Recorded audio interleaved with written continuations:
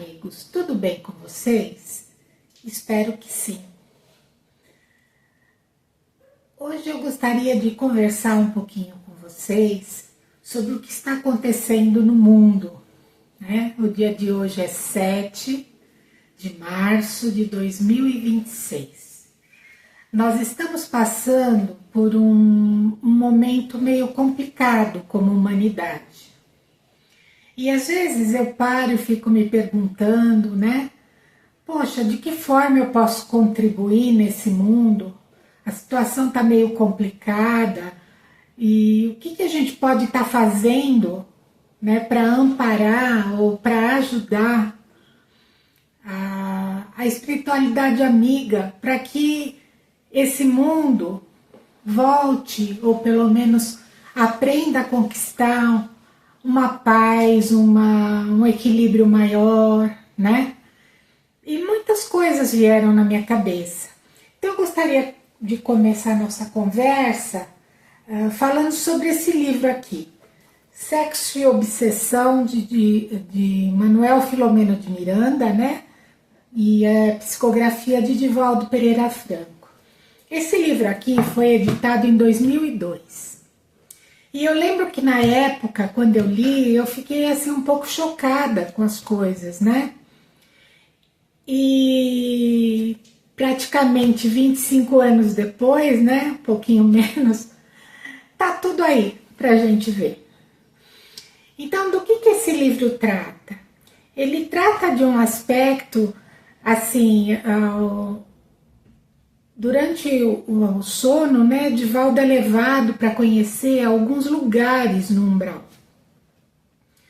E o espírito que o acompanhava vai explicando para ele, né? Porque são cenas que ele mesmo narra que eram tão chocantes que ele nem descreveria aqui no livro para a gente. Mas ele dá uma ideia geral. E se trata de cidades, né, do umbral mais denso que iriam ser desfeitas e esses espíritos que lá estavam durante muito tempo iriam reencarnar, não de forma voluntária, mas obrigatoriamente como uma última chance de se melhorar, né, no planeta Terra, ou se não, partiriam nessa transição planetária que a gente está vivenciando, que já vem sendo feita essa divisão entre o joio e o trigo já há algum tempo. Então ele vai explicando as características de algumas coisas que ele viu, tal, e assim, muita coisa a gente está vendo de uns tempos para cá na mídia, né? E de comportamentos, né, da sociedade que são chocantes, mas que de certa forma fazem parte de um mundo de provas e expiações onde a nossa evolução ainda está caminhando, né? Está começando. E aí, mediante o que a gente está vendo nos jornais, na internet, o que a gente pode estar fazendo para que a gente consiga contribuir para um equilíbrio no nosso planeta, né? A primeira coisa que eu penso é prestar atenção nos pensamentos da gente. Por mais difícil que seja, porque não é uma coisa muito fácil, porque a atmosfera está muito densa, a vibração está muito densa, né? É prestar atenção nos nossos pensamentos. A gente não pode viver alheio ao mundo da matéria, porque a gente está encarnado aqui. Mas nós somos muito mais que isso. E se a gente é a essência divina, e se nós escolhemos estar neste momento aqui encarnados no planeta, é importante que a gente contribua de uma forma positiva, num momento tão difícil e conturbado que o planeta todo está passando. Então tem algumas ferramentas que a gente já pode utilizar. Eu posso assistir o telejornal, eu posso me informar na internet e devo, né? Porque eu estou vivendo no planeta. Mas eu não posso me deixar contaminar por medo, por raiva. Porque aí o que está acontecendo? Ao invés de eu ajudar esse momento conturbado, eu estou dando munição para que os espíritos de baixa evolução se tornem mais fortes e atuem mais no nosso planeta. Então, aquele ensinamento de Jesus, do Evangelho, vigiai e orai, mais do que nunca, nós temos que colocar ele em prática. É importante sim que a gente acompanhe o que está acontecendo, mas à medida que você vai vendo, não usar da revolta, da raiva, da indignação, e sim procurar vibrar, desejar, construir mentalmente um equilíbrio, a paz, sabe? Visualiza o planeta envolto em luz, ajuda na vibração, na ancoragem de uma vibração positiva no planeta. É preciso que a gente faça o nosso trabalho. É preciso que a gente esteja atento, nós não estamos aqui por acaso. Então, procurar vibrar de uma forma mais equilibrada não vai ser uma coisa fácil. Mas a gente tem alguns recursos, né, que a gente já pode usar. Procura ouvir uma música boa. Procura uma boa literatura, contato maior com a natureza. Tudo isso são coisas que a gente não precisa ser economicamente, ter um poder econômico elevado para fazer. Tirar o sapato e andar na grama, a gente pode fazer. Observar o céu, um entardecer, isso alimenta o quê? O divino em nós. Isso é alimento de espírito, não é alimento da matéria.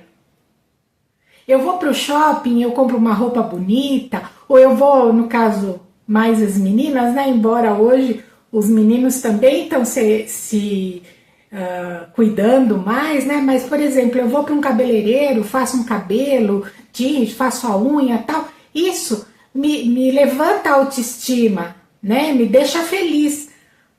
Mas eu preciso alimentar também o meu espírito, a minha essência. E a essência eu alimento com isso, com a natureza, com a beleza, com o belo.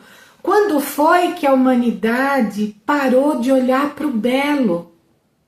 É isso que a gente precisa se perguntar. Hoje eu estava vendo a internet e de repente apareceu um Reels para mim, um corte de um podcast da doutora Andrea Vermont, que é psicanalista, e ela dizia ali, isso é bem propício, né? Por causa do Dia da Mulher, ela dizia assim, lá pelos anos 20, 30, como é que a mulher era cantada?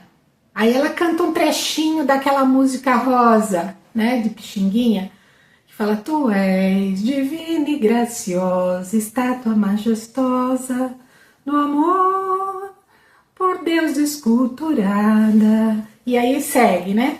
Então ela falou, era assim que se cantava a mulher, né? Como a mulher era vista nas músicas. Existia a poesia, existia o olhar para o belo. E hoje? Aí ela canta lá um pedacinho de uma música lá que usava esses termos bem, senta aqui, cachorra, um negócio assim. Então, a gente acha graça, muitos de nós, né?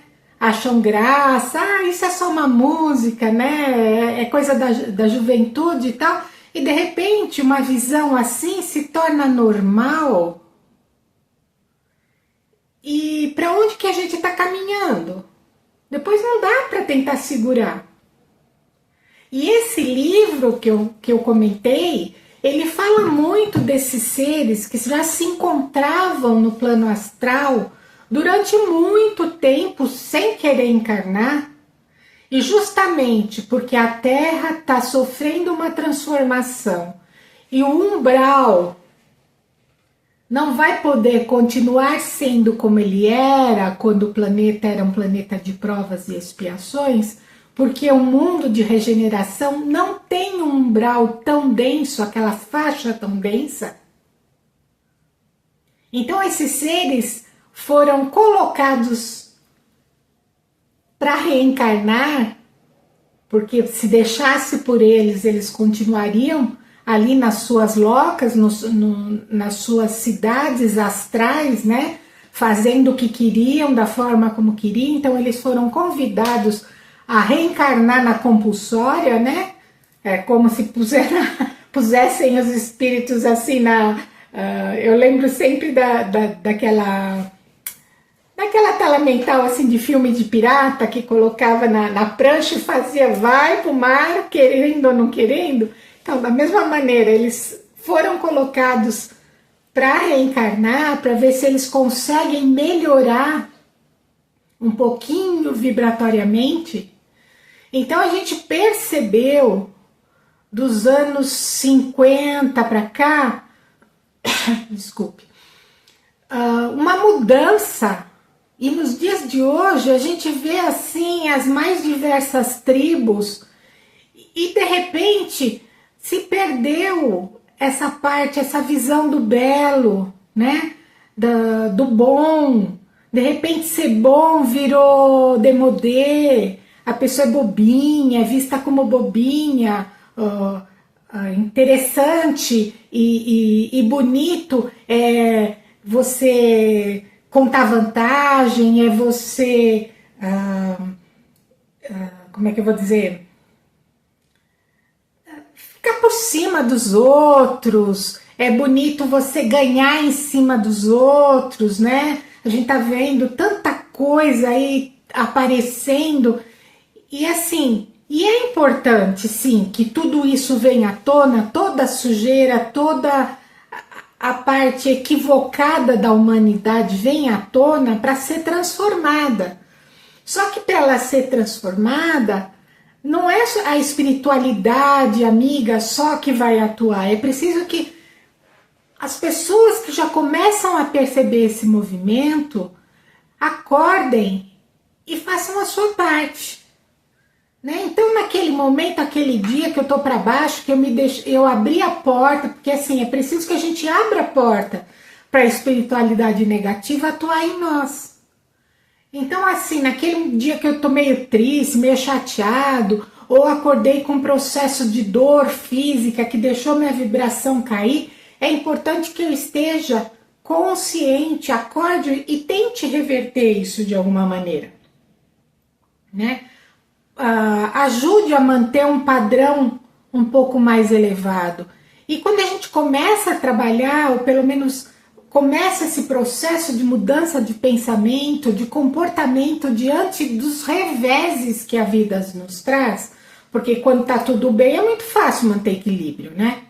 Mas quando a gente começa a perceber, né, e falar, bom, eu tenho uma escolha diante dessa situação, né? Ou eu saio gritando com todo mundo, ou eu paro, né, procuro me equilibrar. Então, assim, quando eu começo a ter consciência do meu caminhar pela vida, eu começo a fazer escolhas. E é essas escolhas que vão ajudar a solidificar o equilíbrio e a harmonia do nosso planeta. Porque a atmosfera que envolve a Terra é a atmosfera dos seres que aqui estão, encarnados e desencarnados. Então é importante que a gente comece a perceber quanto tempo do dia eu apoio pessoal das trevas e quanto tempo do dia eu apoio o pessoal da luz com as minhas vibrações, com o meu equilíbrio, com a minha energia. Então eu acho que você, eu penso, né? Você só criticar o que está errado no mundo e o que está acontecendo não resolve. O que pode ajudar é você atuar de uma forma mais assertiva. E a gente está vivendo esse momento crucial. Às vezes eu brinco e falo assim, se eu pudesse dizer para a Terra, eu vou pegar minha malinha e vou descer. Mas a Terra não é um ônibus. Que a gente possa, de repente, falar, não, quero outra linha. Não quero mais ir para esse lugar. A Terra é nossa casa. É ela que nos acolheu. De alguma maneira, nós nos comprometemos a estar aqui hoje. E se a gente tem um pouquinho só de consciência já, ou está um pouquinho desperto, é preciso que a gente trabalhe. Poxa, a gente se diz cristão, né? Somos cristãos, acreditamos em Jesus, Jesus é nosso mestre. E aí eu estava pegando esse livro aqui, ó, Vida, Desafios e Soluções, de Joana de Ângeles, pelo espírito de Divaldo Franco. E aí num capítulo aqui que fala sobre a alegria de viver, me chamou muito a atenção esse parágrafo que fala assim, ó. Assevera o evangelho que raramente Jesus sorria. Normalmente era visto a chorar e quase nunca a sorrir. Ele, que se apresentava como o ser mais perfeito que Deus ofereceu ao homem para servir-lhe de modelo e guia, como esclarecem os espíritos ao eminente codificador Allan Kardec, como esclarece os espíritos ao eminente codificador Allan Kardec. Parece paradoxal que chorasse. Trata-se de uma contradição aparente. Suas lágrimas não eram de sofrimento, mas de compaixão. Esse sentimento superior e elevado de coparticipação que direcionava as criaturas que preferiam permanecer na ignorância e aproveitarem suas lições libertadoras. Então, assim, Jesus olhava para a humanidade com compaixão e chorava, porque ele falava, poxa, eu penso, né? Que ele pensava assim, poxa vida, eu encarnei aqui para mostrar para eles como é o melhor caminho, como é mais fácil sair do sofrimento. Mas eles ainda preferem ficar só voltados para a matéria, para o bem imediato. Sabe? Para o prazer imediato. Então, quando a gente pensa nisso, que a gente está voltado para o prazer imediato, para a matéria, a gente está esquecendo quem a gente é. Nós somos centelhas divinas imortais, ao rumo da perfeição absoluta. A gente não pode negar a nossa essência. Eu não sou Maria Lúcia. Eu estou nesta encarnação como Maria Lúcia. É importante que eu viva a materialidade? Claro, eu encarnei. Mas eu não posso esquecer quem eu sou. Percebe? É nesse esquecimento de quem a gente é, nessa desconexão com o nosso eu divino, é que a gente se perde no caminho, porque a gente fica iludido pelos prazeres imediatos. E isso independe de educação, de escola, independe de nível social, independe de fator econômico. Eu lembro, eu tive uma senhora que me ajudou muito quando os meus filhos eram pequenos, e ela era semi-analfabeta. E ela dizia assim: Fia, neste mundo tudo é ilusão. E outra coisa que ela sempre me dizia quando ela me via triste, ela fazia assim: firma o seu pensamento em Deus. Traduzindo, conecte-se com a espiritualidade, com seu Deus interno, com o Pai. Conecte-se com a sua centelha divina, que é quem você é. Outro exemplo que eu posso dizer para vocês. Meus pais, né? Meu pai e minha mãe vieram de famílias muito, muito humildes mesmo. Minha mãe, filha de imigrante português, meu pai de italianos. Meu pai, ele ficou órfão de pai com 5 anos. E era um monte de irmãos. Meu pai era o mais novo. Então, assim, ele aprendeu, ele estudou um pouco, o que era possível, né? Estudar. Ele foi operário de fábrica quase a vida dele inteira. Só que desde muito cedo, desde mocinho, o que ele gostava? Ele gostava de ver quando os sopranos, os tenores, né, italianos ou de outros países vinham para o Brasil para as temporadas de ópera que tinha no Municipal, aqui em São Paulo. Então, como ele não tinha dinheiro para comprar, o que ele fazia? Ele sabia que ia precisar de um figurante lá para ficar segurando sei lá, uma lança, um candelabro, o que fosse. Naquela ópera, ele se candidatava. E assim ele podia ver de perto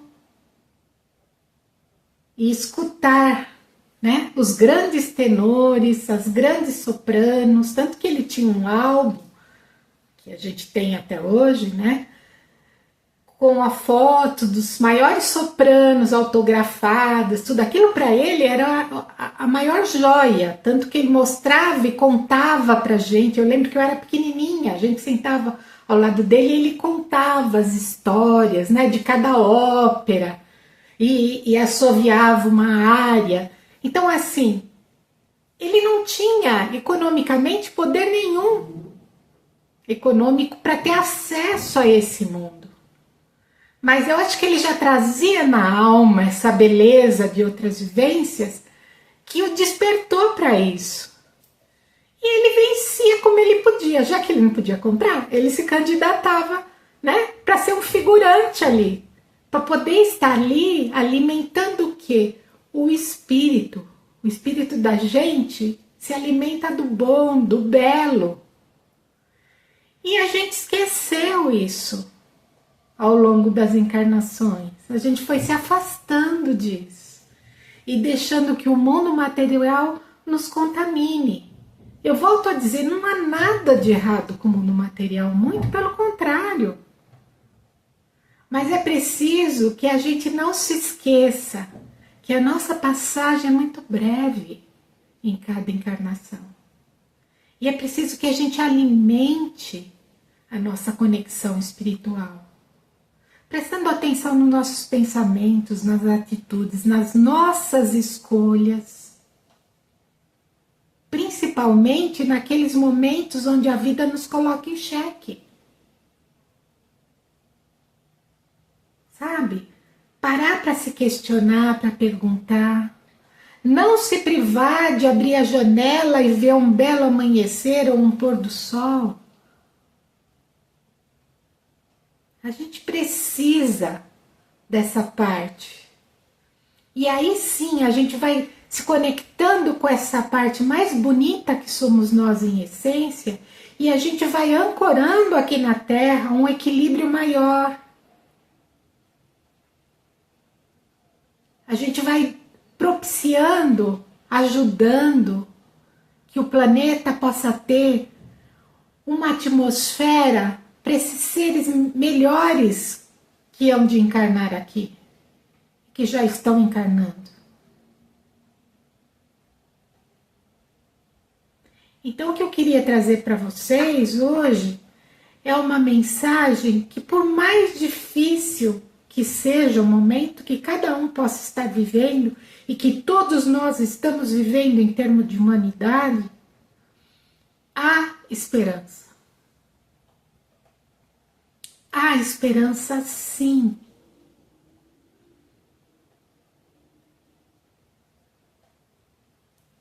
Então agora gostaria de convidar a todos a cerrar os olhos por alguns instantes para fazer uma vibração comigo. Então vamos procurar alinhar a coluna, vamos cerrando os nossos olhos, inspirando profundamente. Inspira pelo nariz, solta o ar pela boca.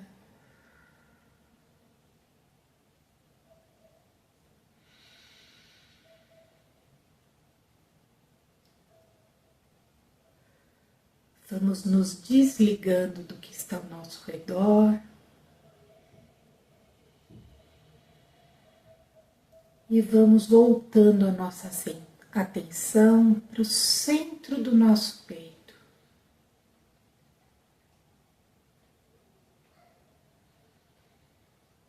Para o nosso coração que pulsa,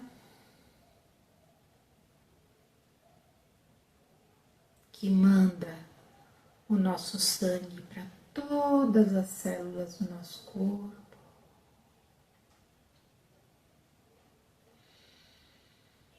Levando vida.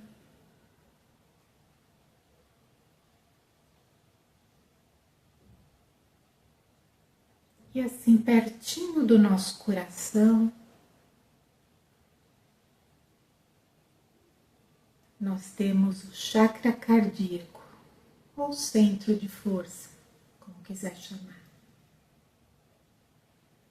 A luz dele é verde. Então vamos imaginando esse pequeno sol no centro do nosso coração.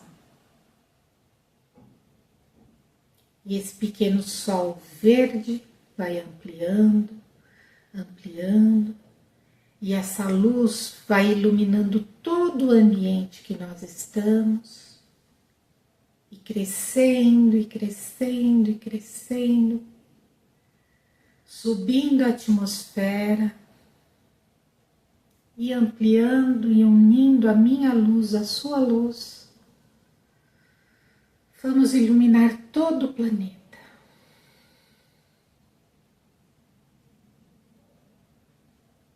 Para que a paz e o equilíbrio possa estar presente em todos os lugares do nosso planeta Terra.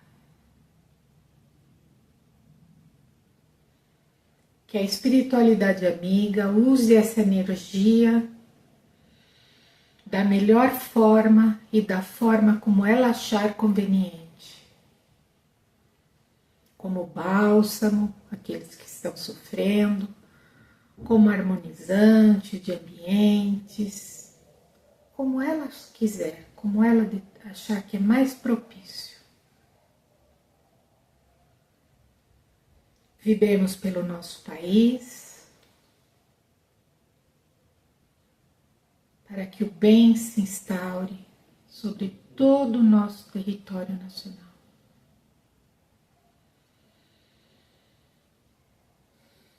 E assim vamos agradecendo a Deus a oportunidade da vida e a Jesus por tanto amor por nós. E a todos os amigos espirituais, aos nossos mentores e todos aqueles que nos acompanham. Que possamos ser, a partir de hoje, um pequeno foco de luz. a ancorar a esperança e o amor. Que assim seja, graças a Deus. Fiquem bem, fiquem em paz, vigiando e orando. Um beijo no coração de todos.